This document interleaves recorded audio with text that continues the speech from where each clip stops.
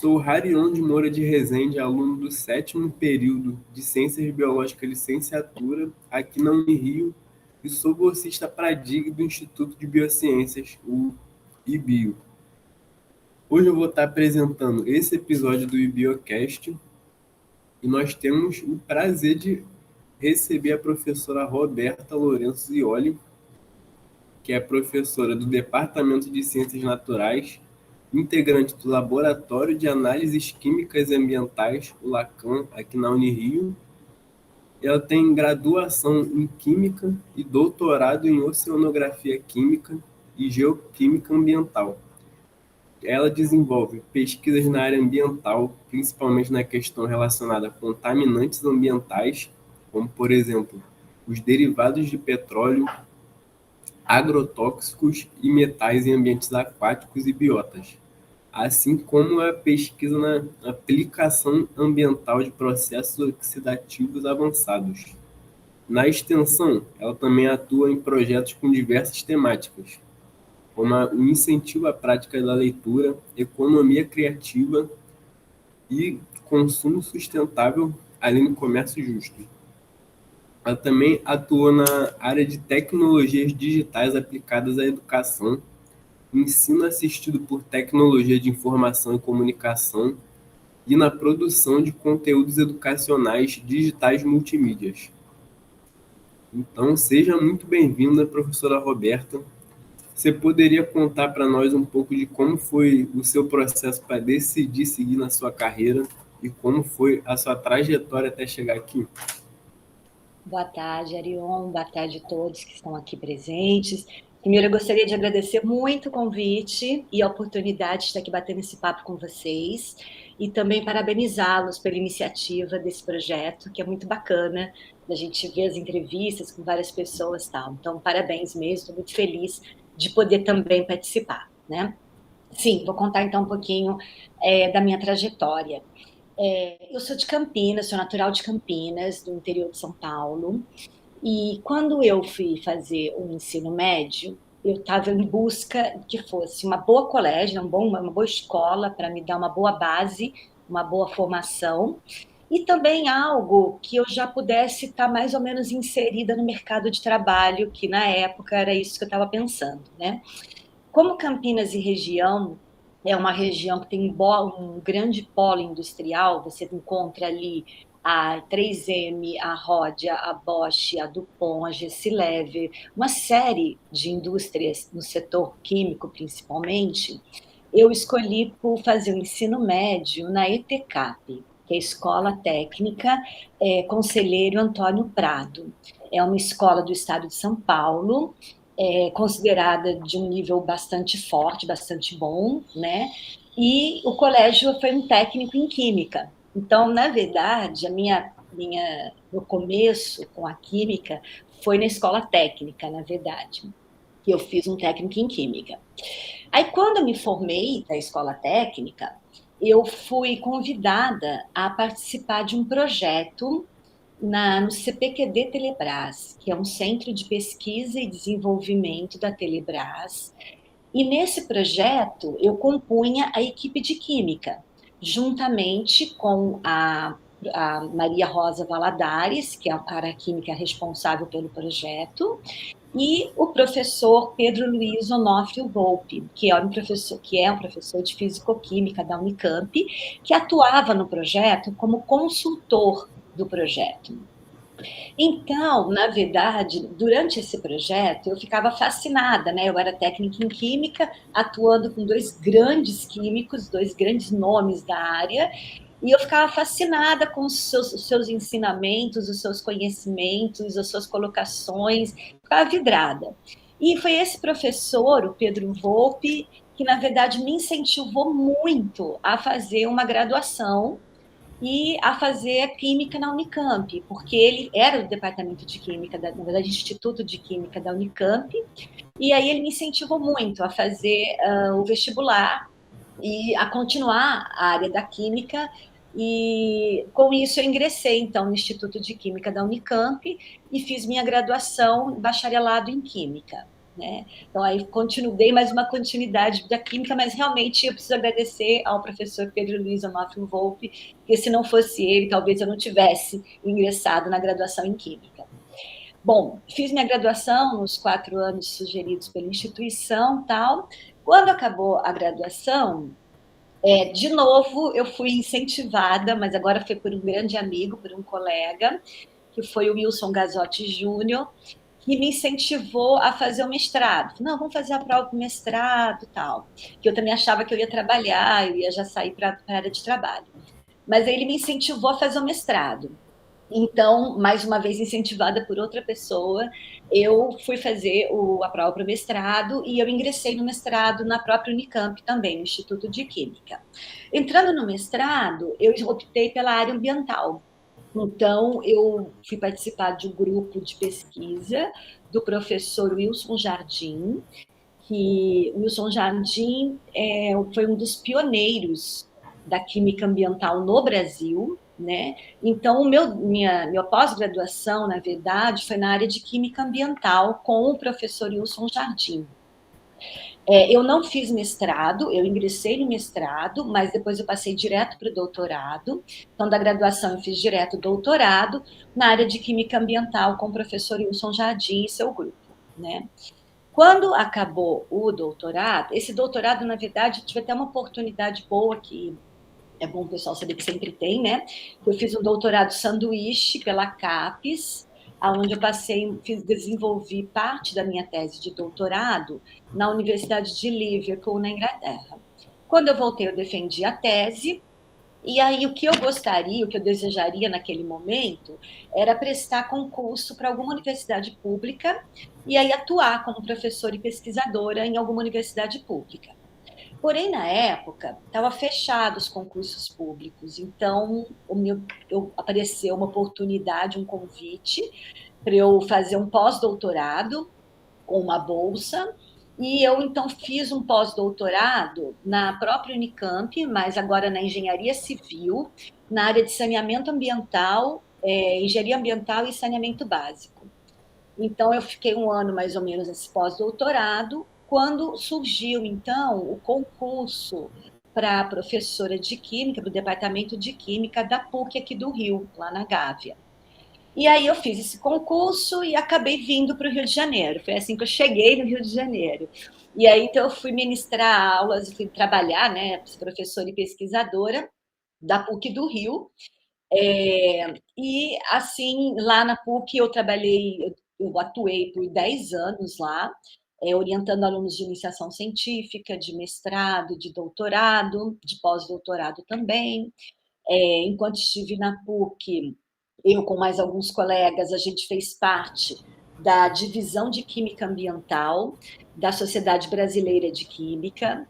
Também a gente organizou um encontro nacional de química ambiental, que a gente organizou em Cabo Frio, né? E continuei atuando aí na área ambiental das mais diversas formas. Aí, quando foi em 2010, estava aberto um concurso para a Unirio. E aí, aquele sonho antigo de atuar, né, de desenvolver o meu trabalho numa universidade pública voltou, e eu resolvi, então, fazer o concurso para a Unirio e dar continuidade aos meus trabalhos agora numa universidade pública, retomando aquela vontade de atuar numa universidade pública. Então, assim, eu cheguei na Unirio, onde estou até hoje, que já fazem 15 anos, né, que eu estou aqui na Unirio. Gostei bastante de escutar o seu depoimento da sua trajetória. Como você falou, né, da sua inspiração, né, das pessoas que vieram antes, terem inspirado você a buscar o seu caminho. Eu acho isso bem interessante e até acho que conversa, né, com a gente está aqui nesse momento de estar numa entrevista, assim como as entrevistas passadas também, de estar podendo escutar a trajetória dos outros professores do IBIO. Então, eu acho um momento enriquecedor de poder ver a sua trajetória, e pô, me inspira eu poder buscar também meus caminhos. Na sua tese de doutorado, que eu vi que está com o título de Fotodegradação da fração de petróleo solúvel em águas de mar sob a ação da luz solar, além ali da, do corpo assim, principal da tese, né, que eu vi que estaria relacionado a, né, como é que se dá essa relação da fotodegradação e da luz solar na fração de petróleo solúvel. Também foi abordado as evidências, né, das problemáticas recorrentes da questão ambiental e o despejo de petróleo nas águas. Então, gostaria de saber se você tem algumas considerações a fazer, comparando a atualidade com a época que foi feita essa tese, se tem alguma mudança notável, considerável, seja ela positiva ou negativa, né, na questão da poluição no geral e também da fração de petróleo solúvel nas águas. Arion, olha, eu diria que sim e que não. Vou explicar. Sim, porque quando a gente vê os dados do IBAMA, né, o IBAMA coloca que houve uma diminuição significativa no número de derrames de óleo no litoral brasileiro, né, no mar brasileiro. Então, isso, obviamente, é uma grande notícia, isso é muito bom, né? Por outro lado, o que a gente vê? Um dos derrames mais recentes aconteceu em outubro de 19, né, o derrame, e essa mancha de óleo se espalhou, esse derrame foi lá no Nordeste, e essa mancha de óleo se espalhou, ficou se espalhando por todo o litoral brasileiro até março de 2020. E ela chegou a atingir 11 estados brasileiros, numa extensão de óleo de aproximadamente 3.000 quilômetros. Então, assim, em extensão, foi um grande acidente no litoral brasileiro que aconteceu aí 19 e 20, né, há pouco tempo, né, e atingiu desde o Maranhão até o Rio de Janeiro. Então, é uma coisa que ainda acontece, né, ainda perdura. Mas o que a gente tem que. O ideal, na verdade, seria que fosse derrame zero, óbvio. Porque uma vez que acontece que esse derrame, que esse petróleo está no ambiente, é muito difícil qualquer tipo de mitigação, né? Na verdade, a partir do momento que o óleo cai no ambiente, que você tem aquela mancha de óleo sobre a água, né, sobre o ambiente aquático, uma série de intemperismos físicos e químicos já começam a acontecer, né? Então, vou citar alguns aqui para não se me prolongar muito, mas volatilidade, então os compostos mais voláteis já passam para a atmosfera, solubilidade, a fração mais solúvel do óleo já passa para a coluna d'água, né? Fotodegradação, então, com a incidência de luz solar, alguns componentes do petróleo, eles acabam sofrendo fotodegradação, e aí tornando-se, às vezes, compostos mais solúveis em água, que vão para a coluna d'água, muitas vezes intermediários mais tóxicos do que até os dos originais, né? E isso fica tudo lá na coluna d'água. Então, por mais que essa mancha de óleo seja removida, né? Até essa mancha de óleo ser removida, já foi coisa para a atmosfera, uma fração já foi para a coluna d'água, da coluna d'água já foi para o sedimento de fundo, já foi para os organismos, né? Os organismos que habitam aquele ambiente, eu estou falando de forma geral, pode ser um mar, uma lagoa, enfim, eles já assimilaram essas substâncias, muitos organismos vão acumular essas substâncias, biomagnificar pela cadeia trófica. Então, assim, é muito difícil você fazer qualquer tipo de mitigação depois que o derrame já ocorreu. Então, a meta realmente seria derrame zero. Mas sim, por quê? Porque com todos esses eventos, esses episódios que aconteceram no decorrer dos anos, sempre que ocorre um episódio desse tipo, universidades, pesquisadores, centros de pesquisas, indústrias também, elas correm para atuar fazendo o que for possível naquele momento. E a cada vez que acontece isso, é óbvio que mais conhecimento é gerado, né? Então, os pesquisadores acabam, às vezes, estudando um novo local que nunca tinha sido estudado e consegue entender qual é o impacto real daquela mancha de óleo, sei lá, nos recifes de corais, em algum ecossistema específico. E esses dados são publicados em revistas internacionais e a gente acaba tendo um panorama, um cenário dos possíveis efeitos disso e talvez até com isso aprender, um aprendizado e poder propor mais um plano de contingência, um plano de gerenciamento de risco melhor para essas empresas, né? Mas é muito necessário também que, além do conhecimento científico que é gerado, é necessário que haja políticas públicas de atuação em cima desses casos, né? Nesse último caso que eu citei aí, do Nordeste, dessa extensa mancha de óleo, parece que até hoje a coisa não foi resolvida. Atribuiu-se que foi a um navio de bandeira grega e ficou por aí. Ninguém parece que resolveu muito bem essa questão, né? Então também tem que haver dos poderes públicos, né? Uma maior fiscalização e penalidade, né? Senão nada acontece. Interessante saber, né? Uma situação delicada, mas interessante saber de alguns pontos desses, né? Eu não sabia antes, né, que por conta da tecnologia que a gente tem hoje em dia, tá avançando, né? Ela pode, né, avançar tanto para a exploração ser ampliada, mas também pode avançar, né, para poder zelar, né, por aquele território de uma melhor forma. Ele tem participação em diversas linhas de pesquisa que vão desde a aplicação de processos oxidativos avançados para a remediação ambiental ou de desenvolvimento de índices de sustentabilidade à economia criativa, dentre outras pesquisas. Teria alguma pesquisa que você gostaria de apresentar resumidamente aqui na entrevista?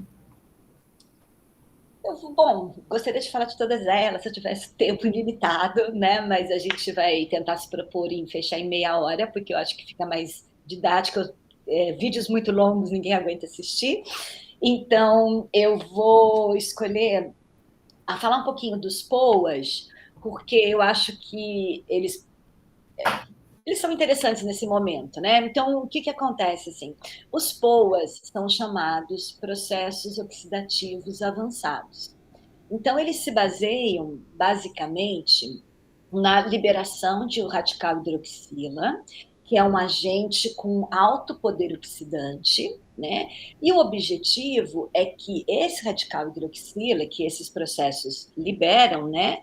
Ele possa oxidar a matéria até mineralização completa, deixando um ambiente, um resíduo que tinha um potencial tóxico, eliminando esse potencial tóxico. Basicamente, seria esse o objetivo. Né? Então, por que da importância dos POAs e por que eu optei por falar deles? Né? Porque é o seguinte, desde quando a gente acorda, então, a gente acorda, a gente vai escovar os dentes. Então, quando a gente escova os dentes, geralmente a gente usa uma escova de dente, uma pasta de dente, né? E ao enxaguar, fazer um enxágue bucal, todo esse resíduo que a gente lá escovou os dentes, ele vai pia abaixo, né? Se a gente mora numa região que tem tratamento de esgoto, esse resíduo vai ser coletado na rede de esgoto e vai para a ETE, Estação de Tratamento de Esgoto, para ser tratado. Né? Acontece que no Brasil, segundo o último censo, acho que é o último de 22, a gente tem que 62,5% da população brasileira que é coberta com tratamento de esgoto. Então, tem uma grande percentual da população brasileira, quase metade da população brasileira, que não é atendida em estação de tratamento de esgoto, né? Então, todo esse resíduo vai diretamente para os rios, que depois alcançam os mares, né? Então, quando a gente vai tomar banho, a mesma coisa, a gente vai tomar banho, a gente usa um shampoo, usa um condicionador, usa um creme, usa um sabonete, tudo isso vai esgota ralo abaixo, que vai para o esgoto e que vai ou direto para o rio ou para a ET, né? Bom, mesmo considerando que todas essas substâncias do nosso dia a dia, eu quis dar um exemplo bem básico do nosso dia a dia, porque imagino que essa entrevista aqui qualquer pessoa pode assistir, né? E então não vou falar coisas muito técnicas para tentar ser um pouco mais didática. Então, mesmo que tenha a estação de tratamento de esgoto e todos esses resíduos vão para a estação de tratamento de esgoto, quando chega lá, as nossas estações de tratamento de esgotos, elas não estão preparadas para destruir, degradar, limpar todas as substâncias que existem. Até porque isso é muito difícil. Diariamente são sintetizadas várias, milhares de substâncias. Essas substâncias novas sintetizadas, elas compõem novos produtos, como aqueles que eu falei de shampoo, condicionador, pasta de dente e outros produtos mais, que a gente consome. E isso tudo vai para a estação. E a estação, ela não consegue tratar uma série de compostos, né? Alguns desses compostos que ela não consegue tratar, nós chamamos de contaminantes emergentes, que são resíduos de fármacos, resíduos de produtos de higiene pessoal, como estes que eu citei, microplásticos e outros, né? Então, esses contaminantes, mesmo que esse resíduo vá para uma estação de tratamento de esgoto, ele não é tratado, ele continua na água e ele é lançado nos rios. E desses rios, desses mananciais, a gente faz a captação de água de abastecimento. E esse ciclo fica e esses resíduos vão ficando, né? Sendo que muitas dessas substâncias já se sabe que tem um potencial tóxico frente a alguns organismos, né? Outras já se sabe que tem potencial de bioacumulação nos organismos, tal. Então, é necessário o desenvolvimento de novas tecnologias que sejam capazes de degradar de fato esses contaminantes emergentes e também os chamados POPs, que são os poluentes orgânicos persistentes. Esses são substâncias muito recalcitrantes, muito resistentes, e que uma degradação de processo normal de uma estação de tratamento de efluente não consegue muitas vezes degradar essas substâncias, né? Aí entra a importância dos POAs, que são processos que poderiam ser aplicados e poderiam com sucesso degradar várias dessas substâncias que eu citei aqui. Muito legal, professora. Bastante legal, contundente no dia a dia, né, da nossa realidade. Puxando agora para a linha da extensão, teria algum projeto que você produziu da extensão que você gostaria de citar? Tipo, pode ser também relacionado ao POA que você acabou de citar, ou então de outra área. Aí fica à vontade, entendo. Tá.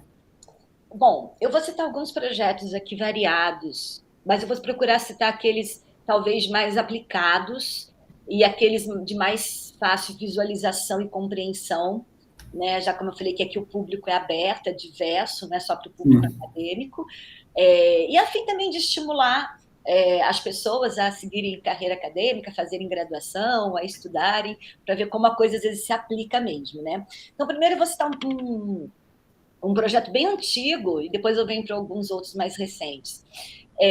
Quando eu falei lá no início da entrevista que o meu primeiro trabalho foi no CPQD Telebrás, com o grupo de Química, né?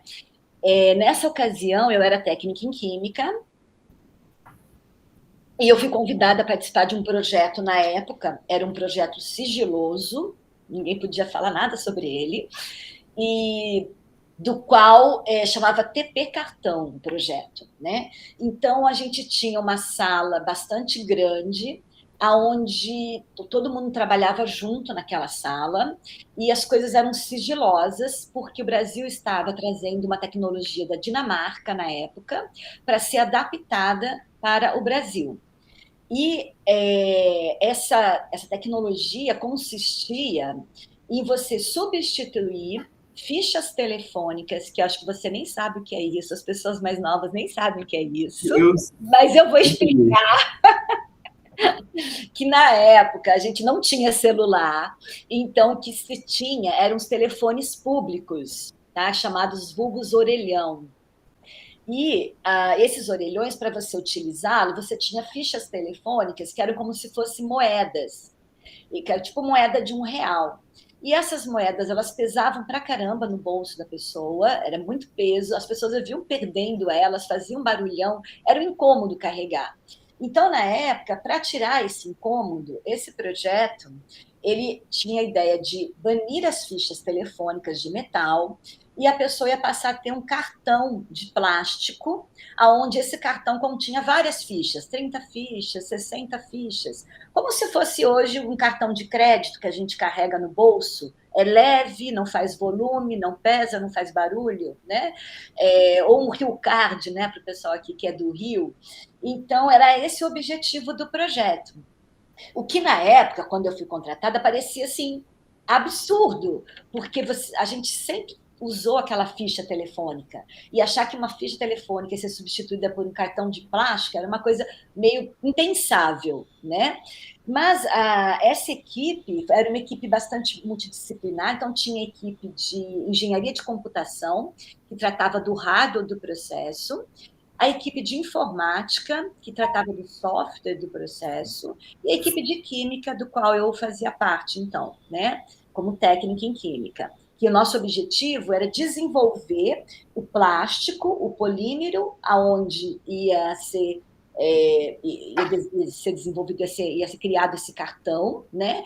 E fazer com que o circuito desse cartão, que era um semicondutor de estanho chumbo, ele Uhum. tinha que romper a cada vez que dava o tempo da ligação. Então, se o tempo de uma ligação era de 3 minutos, esse circuito, esse semicondutor, ele deveria romper a cada 3 minutos, que era o tempo da ligação. Então, a gente desenvolvia essa liga de estanho chumbo para esse projeto. Então, isso é uma coisa bacana, porque mostra um trabalho interdisciplinar, a gente ficava numa sala sem nenhuma parede, nenhuma divisória, a gente tinha que se comunicar muito bem, e olha que são áreas distintas, área de química, com engenharia de computação e informática, e a gente tinha que ter uma boa relação, uma boa conversa, para conseguir desenvolver tudo e dar tudo certo, né? Então, é a partir dessas coisas que surge a inovação também, dessa multidisciplinaridade, né? E aí aconteceu, as fichas foram banidas, aí todo mundo começou a passar a usar o cartão telefônico, e foi muito gratificante no início, quando eu via os primeiros cartões telefônicos pela rua, porque eu pensava, nossa, eu sei exatamente como ele funciona, como que está o semicondutor aí, qual o tempo, qual é a liga de estanho chumbo, eu sabia toda a tecnologia envolvida nele, né? E ver ele acontecendo, ver o cartão no bolso das pessoas, nos aeroportos e tudo mais, isso foi muito gratificante, né? Eu quis trazer esse projeto, embora antigo, mas para os jovens de hoje ver que às vezes a gente fala, mas para que vai servir isso que eu estou estudando, né? E no final é aplicado, você consegue ver a coisa evoluir, a coisa aplicar e ver o desenvolvimento de um novo produto. Além desse, do TP Cartão, que esse era um projeto de pesquisa e desenvolvimento de produto, né? Eu vou trazer um outro projeto, que era o PROSAB, que foi um projeto que eu participei durante o pós-doutorado, lá na Unicamp, na engenharia civil, na área de engenharia sanitária e ambiental, que é um programa de saneamento básico. É um programa apoiado pela FINEP, e o objetivo é desenvolver tecnologias de baixo custo para saneamento básico, águas de abastecimento e águas residuárias, com foco principalmente em população menos assistida. Então, eu gostei também desse projeto, porque ele tinha foco em populações menos assistidas, aquelas que não tinham acesso à água tratada e nem tinham acesso à rede de esgoto. Então, aí você vê mais uma vez uma pesquisa e desenvolvimento, agora não relacionada a produto, mas relacionada a comunidades menos assistidas, né? Também acho que é um projeto bastante bonito, que é de transferência de tecnologia, com um cunho social bastante relevante, né? Queria trazer um outro projeto com um cunho diferente, para mostrar diversas áreas, né? De desenvolvimento de produto foi o primeiro, tecnologias assistidas a comunidades mais carentes, digamos assim, que é uma parte mais social, que foi o projeto de mídias digitais. Esse já é um projeto mais educacional, que foi desenvolvido durante meu período na PUC do Rio, em parceria com o MEC. Então, agora, esse projeto é da área de educação agora, né? Então, a gente tinha a finalidade de desenvolver conteúdos midiáticos para estimular as aulas de química. Então, tinha um grupo grande de professores de química da PUC e de outras instituições de ensino superior, trabalhando junto com um grupo grande de professores do ensino médio, professores de química do ensino médio também. E juntos, essa equipe muito grande, muito interdisciplinar também, mais uma vez, a gente desenvolveu uma série de vídeos, de simulações, de softwares, de programinhas que poderiam auxiliar os estudantes do ensino médio no entendimento da química. Isso foi bacana, porque foi do MEC em parceria com a universidade, em parceria com o ensino médio. Então, não foi uma coisa que a universidade produziu sozinha, falando a linguagem dela. Ela produziu em parceria com quem vai aplicar esses produtos, né? Então, esses produtos eram aplicados, de fato, na sala de aula pelos professores de ensino médio. Então, era necessário, se fez necessário, que esses professores participassem de todo o processo de desenvolvimento do produto, né? E foi assim que aconteceu. E, por isso, ele foi um projeto também bastante elogiado, bem recebido, e várias escolas públicas e privadas do Brasil todo utilizaram esse projeto nas aulas de química, né? É claro que hoje também, com toda a tecnologia, com acesso a celular, tudo que a gente tem hoje, inteligência artificial, tal, você tem mais diversidade de material didático, né? Mas na época não tinha tanta diversidade como agora. Então, mais um projeto que deu um resultado agora na área da educação, da melhoria do ensino público, esse era o foco, né? Do ensino médio público. E, por último, já que você perguntou da extensão, vou falar da extensão, chegamos nela, que eu quis falar também um pouco de educação, um pouco de desenvolvimento de produto e tecnologia. E agora eu vou falar, então, um pouquinho de projeto de extensão, que foi a sua pergunta original. Me perdoe ter falado de outras coisas, mas eu acho importante dizer que um professor universitário, ele atua no tripé pesquisa, ensino e extensão, né? Então, é muito importante ele atuar nessas três áreas, nessas três frentes, porque uma complementa a outra, né? Então, a pesquisa vai estar sempre atualizando as aulas da graduação, né? Vai estar sempre levando para a extensão, então isso tudo é importante. Como extensão dos vários projetos, eu gostaria de citar um projeto de extensão da Unirio, né, que foi desenvolvido durante o meu período na Unirio, atual ainda, e a gente criou uma biblioteca comunitária, né? Bom, você vai falar, por que uma biblioteca, né? Hoje em dia, a biblioteca pode se parecer que bibliotecas estão obsoletas, né? Porque você tem livros pelo celular, livros pelo computador, você quase não pega mais livros físicos, né? Mas o porquê da biblioteca é que eu sempre fui apaixonada, sou até hoje, por bibliotecas. Na verdade, eu lembro da minha adolescência lá em Campinas, né? Eu frequentava muito a Biblioteca Municipal de Campinas. Obviamente, na época não tinha celular, a gente não tinha os livros pelas redes, né? Então, eu adorava ler, eu entrava na biblioteca, assim, eu via aquela imensidão de livros e aquilo me fascinava, era muito conhecimento, muita coisa, assim, meus olhos ficavam brilhando, e eu acredito que foi por frequentar muitas bibliotecas de Campinas, da região, enquanto eu era adolescente, que eu consegui passar no vestibulinho da ITCAP, que era uma escola bastante forte lá de Campinas, e consegui passar no vestibular da Unicamp. Então, eu tenho uma gratidão às bibliotecas, até na parte mais afetiva, por conta disso, né? Eu acho que elas que abriram as portas para mim.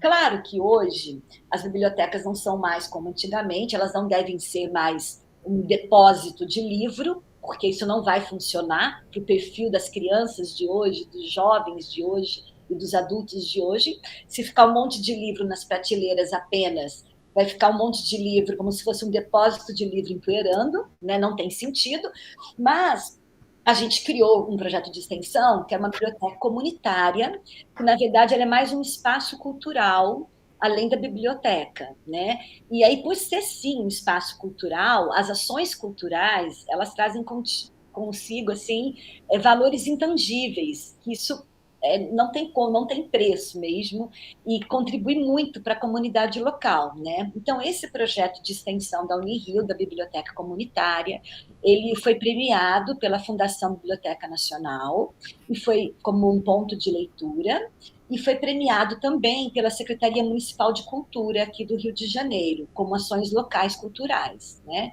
E aí, essas ações locais, essas ações culturais que são desenvolvidas nessa biblioteca, vários estudantes da Unirio já participaram desse projeto de extensão.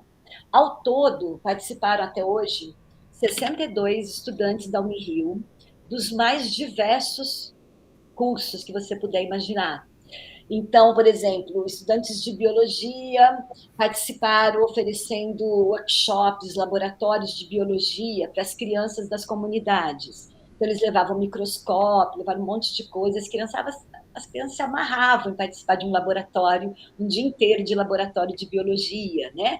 Então, é uma oportunidade para os estudantes da Unirio de levar os seus conhecimentos da sua área para uma comunidade, a comunidade fazer essa troca também. Então, isso é muito enriquecedor para todas as partes que contribuem para o projeto, né? Mas, como eu falei, o meu perfil é bastante interdisciplinar, até porque alguém que atua na área ambiental, as minhas áreas de atuação, então, são a química ambiental, a toxicologia ambiental, especialmente a ecotoxicologia, né? E alguém que atua nessa área de toxicologia ambiental e de química ambiental tem que ter um perfil multidisciplinar mesmo, não tem jeito, né? E eu passei isso para um projeto de extensão, assim como todos os outros que eu trabalhei. Eu sempre trabalhei com pessoas de diferentes áreas e adoro, porque eu aprendo muito com isso, né? E dos estudantes da Unirio que já participaram, eu falei que foram 62, teve gente do teatro, do direito, da engenharia de produção, pedagogia, letras, enfermagem, ciências ambientais, licenciatura em ciências da natureza, matemática, todas as áreas da Unirio já participaram lá. Então, a gente sempre consegue um jeito de inserir o estudante de qualquer área que ele deseja no projeto, né? E isso é muito enriquecedor para todos. Acho que já falei um projeto de educação, um de extensão, um de pesquisa de produto, desenvolvimento de produto e um de desenvolvimento de tecnologia. Acho que está bom. Foi muito interessante ver todos esses projetos. Muito legal mesmo. Tipo, a gente que agradece poder conhecer um pouco mais. Alguns deles eu não conhecia. Fiquei feliz de conhecer. Eu fiquei curioso de saber se essa biblioteca, o projeto de extensão, né, da biblioteca comunitária, ele teve, ou ainda tem, não sei se ele está nativa, né? Um Sim, lugar ele ainda fixo. existe. Legal, Ele é cadastrado na Pró-Reitoria de Extensão da Unirio. entendi. Aí tem algum, alguma mídia social para poder compartilhar dele, né? Sim, é spaco.cma Uhum. no Instagram. Entendi. Maneiro. Pô, muito interessante poder escutar um pouquinho desses projetos e, como você mesmo falou, né, de como é a importância, né, da transdisciplinaridade e também, né, de como cada um desses setores da faculdade podem contribuir um para o outro, né, da extensão, da pesquisa e do ensino. Nos encaminhando para encerramento, eu gostaria de fazer a pergunta final, que seria, né, dentro dessas áreas que você trabalha, da ciência, da química e da ecotoxicologia, se destacaria alguma demanda ambiental nos dias atuais que você considera que ela tem a necessidade de ser estudada com uma certa urgência e divulgada né, com a urgência para os dias atuais. E se você gostaria de deixar uma mensagem final para quem quer seguir nessa área e também para quem, no geral, que se interessa por essa área? Olha, eu agradeço todas as perguntas e eu queria falar que é o seguinte, na área ambiental, eu acho que todo mundo já sabe, né, que é urgente e preeminente é a questão das mudanças climáticas, que uma coisa leva a outra, né? Então, quando você fala de mudanças climáticas, você tem que falar de poluição do ar, você tem que falar de desmatamento, você tem que falar de mobilidade urbana, você tem que falar de uma alimentação mais sustentável, que o modelo atual, com esse agronegócio enorme, não é sustentável em termos ambientais, né? Então, a gente tem que falar de uma série de coisas que estão atreladas, né? Que daria aqui para falar durante anos sobre esses assuntos. Mas eu acho uma coisa que a gente tem que pensar, e um tema que eu gostaria de trazer, que eu sempre falo isso com os meus alunos da área ambiental, é que muitas vezes as as mitigações ou as remediações, os chamadas, né, remediações na área ambiental, elas estão muito mais para uma transferência de fase do que realmente uma resolução do problema, sabe? E isso, eu vou dar um exemplo aqui bem simples, né? Como eu te falei, para a gente pegar todo mundo que está nos ouvindo, que está assistindo essa entrevista, quando a gente, na nossa casa mesmo, então na nossa casa a gente gera um lixo. Aí o que a gente mais quer fazer dentro de casa é tirar o lixo dentro de casa. Então, se você mora num condomínio, você vai logo lá na lixeira do condomínio e deposita seu lixo na lixeira. E aí parece que o nosso problema acabou. Ah, me livrei do meu lixo, resolvi o problema do meu lixo, né? Mas a gente tem que lembrar que todo o caminho das coisas, né? Então a gente tem que lembrar que esse lixo ele vai se tiver, né, coleta de lixo, geralmente tem nos bairros, vai ser coletado. Que, embora, né, sejam proibidos os lixões, a gente sabe que ainda existe lixões no Brasil todo ainda, infelizmente, né? Então, que esse lixo pode acabar num lixão a céu aberto, que isso vai contaminar o solo, vai contaminar o lençol freático, vai contaminar o ar, a população que vive no entorno vai ser afetada por esse lixo, né?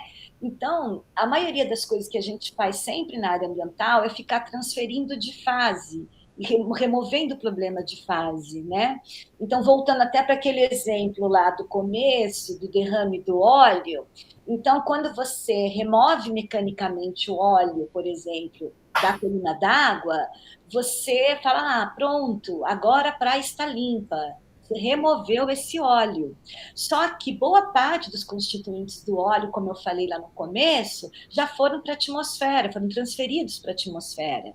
Outra boa parte já foi transferida para a coluna d'água. Outra parte já atingiu sedimentos. Então, foi tudo transferência de fase, né? E depois que você removeu esse óleo, o que você vai fazer com esse óleo? Você vai colocar onde? Então também tem que pensar isso, aonde ele é colocado, onde ele é descartado, porque a gente fica trocando de lugar o problema ambiental, sabe? Quase tudo que a gente faz é transferência de fase e não resolução de fato do problema. Então, uma coisa que eu queria alertar aqui, aí principalmente para os estudantes de ciências ambientais e para quem está na área ambiental, é isso, né? Será que alguma coisa que a gente propõe, às vezes, uma coisa que parece ser tão legal, tão bacana, mas no fundo não está apenas transferindo de fase, não está apenas mudando do líquido para o gasoso, para o sólido, né? Só está mudando de fase a matéria e não está resolvendo de fato. Essa é uma coisa que uma reflexão que eu queria deixar aqui para os estudantes de engenharia ambiental, de ciências ambientais e qualquer pessoa que for trabalhar na área, né? E, além disso, né, uma questão que a gente não pode lembrar, que é a questão social também, né? Então, não pode deixar de falar que é essa questão social. Então, no caso dessa questão do derrame de óleo, quando isso acontece, há também o impacto, às vezes, em comunidades de pescadores, muitas vezes, como esse último caso que eu citei, aconteceu no litoral do Nordeste, ou seja, região que vive de turismo, né, que recebe muitos turistas, então atinge o turismo, atinge a economia, atinge toda uma questão aí das pessoas que vivem também do subproduto daquele ambiente, né? Então isso é uma coisa que eu gostaria de deixar. Então eu diria que um problema a se pensar é esse, né? Na questão de transferências de fase, que na maioria das vezes a gente está fazendo. Sobre deixar uma mensagem, eu diria, principalmente aqui, para os jovens e para os estudantes, que estudem muito e sempre. Estudem muito sempre, mantenham o brilho nos olhos, amem o seu ofício, seja ele qual for, de qual área for, ame o que você faça, né? E tenha a flexibilidade de trabalhar de forma interdisciplinar. Quando você trabalha de forma interdisciplinar, é quase automático que inovações aconteçam, porque as diferentes áreas do conhecimento, cada um vai focar lá na sua área, e juntos você consegue inovar, você consegue aumentar a criatividade. E apenas com criatividade e inovação que a gente vai conseguir desenvolver uma vida melhor, produtos melhores, vai conseguir cuidar melhor do ambiente e da qualidade de vida para todos, né?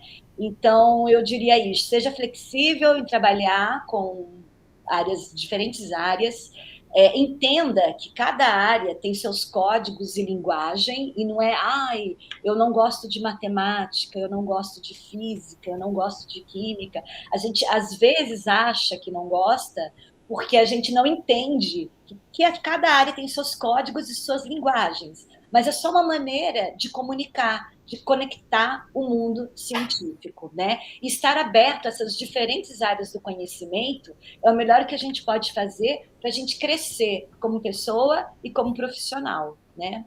E é isso, estude muito sempre. Muito obrigado, professor, pelas palavras.